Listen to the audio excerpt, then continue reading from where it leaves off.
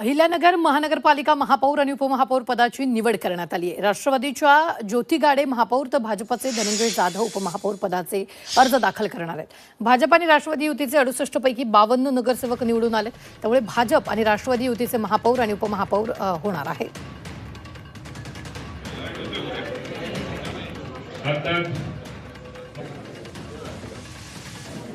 आज अहिल्यानगर महानगरपालिकेच्या महापौरपदी आणि उपमहापौरपदी पदाच्या उमेदवारांची आज या ठिकाणी आज घोषणा करण्यात आली।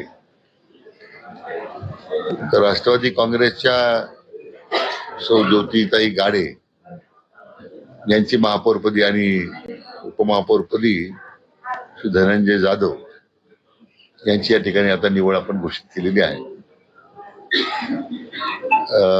6 वर्ष करताच प्रत्येक 6 वर्ष करता आता ही निवड आहे पहिल्यांदा महापौर उपमहापौराची।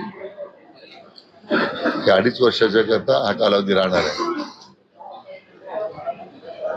आणि मला अतिशय आनंद आहे की आपल्या भारतीय जनता पक्ष राष्ट्रवादी युतीला जे मिळाले घवघवीत यश आहे, त्यामुळे नगरकरांच्या सर्व अपेक्षा पूर्ण करण्यामध्ये मिळालेली जी सत्ता आहे निश्चितपणे त्याचा उपयोग आम्हाला या ठिकाणी लोकांच्या अपेक्षा पूर्ण करता येतील।